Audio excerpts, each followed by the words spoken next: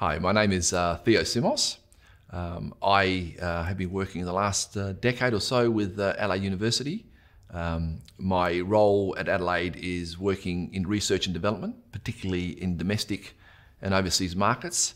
I do work mentoring and coaching our master's students and assisting them to become more proficient in working in the food industry.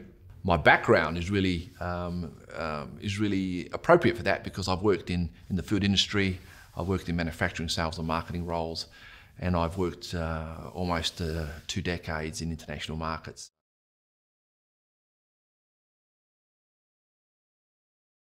It's a really interesting industry, tomato industry, because 5-10 years ago, it basically was field crops. And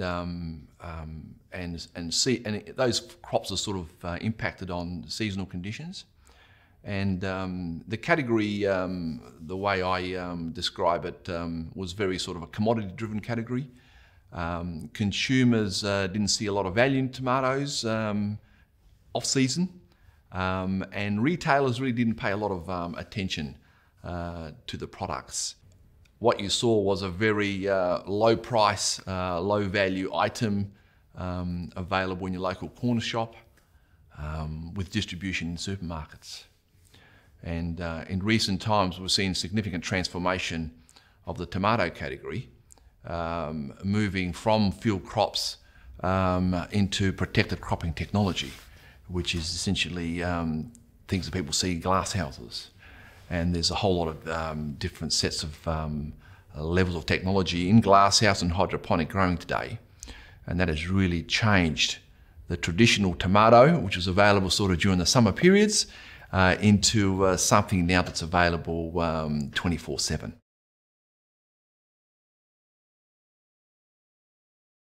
Well, what's been driving the change has been really the developments in organised in retailing.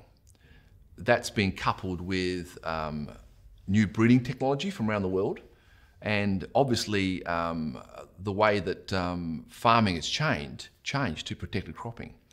So we are seeing a significant change now from field crop growing to protected crop and growing, particularly here in South Australia, and is driven by the retailers learning now that they have a product that's available all year round, that they have a whole lot of different varieties to select from. And those varieties have come out from really selective breeding that's been occurring both in Europe and North America and Australia, so that you now have this really vast range of options as a consumer when you are shopping in a supermarket to enjoy tomatoes not only 24/7, but you can actually use tomato in snacking, in cooking, in salads, and that's driven really now by consumer shows on television. So really the transformation we've seen has been driven by understanding consumer trends, significant investment in new technology, which has generally come from overseas countries, particularly countries like Holland, and the transformation as we see particular areas like Virginia in South Australia here, where the traditional field growing is now moving into glass houses and really high technology glass technology and hydroponic technology, which means that you're now replicating what's done naturally essentially in the room.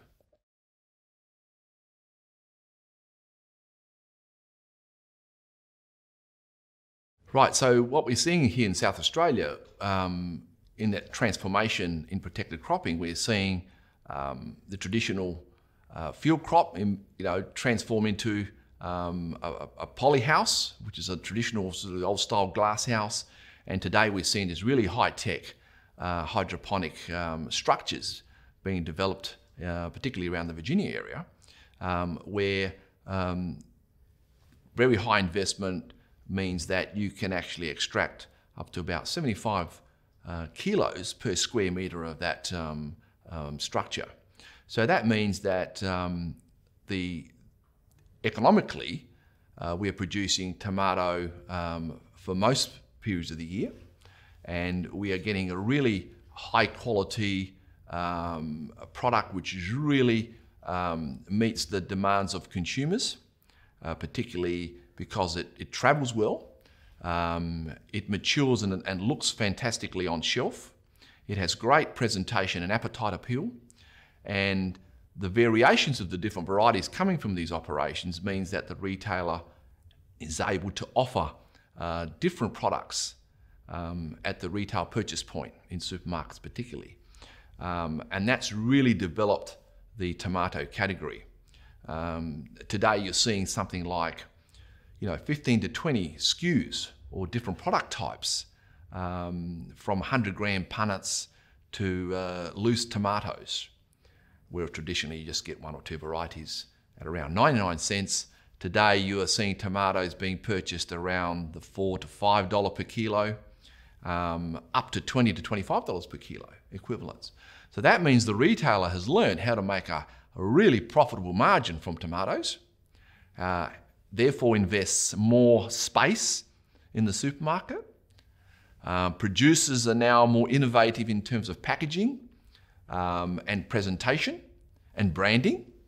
And you're starting to see this new technology come in from around the world where selectively bred varieties are now branded.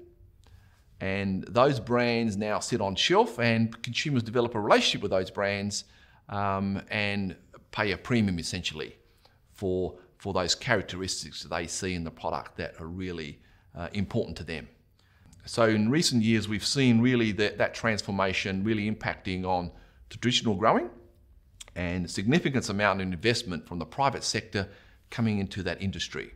And we're not only seeing it in tomatoes, but we're seeing it in other areas, capsicums, cucumbers. And what's happened to the whole category is as you develop that category more, people expect more from it, and there's more innovation. That's driving change. And you're starting to see a lot of those products now coming from glass houses, particularly tomatoes, with a whole lot of ranges of colours and sizes and shapes, and really interesting organoleptic characteristics on taste. And those things have been reflected on shelf. So that's leading to more investment in snacking, and consumers are now buying, and seeing some of these vegetable categories and fruit categories in a snacking sense, and are buying small quantities at high premium prices. So that whole innovation is being driven from not only from private sector investment in industry, but you're seeing it in the breeding and the technology in farming, particularly in those glass houses, and you're seeing it at the consumer on the front line, where consumers are judging those products on a daily basis in the supermarket.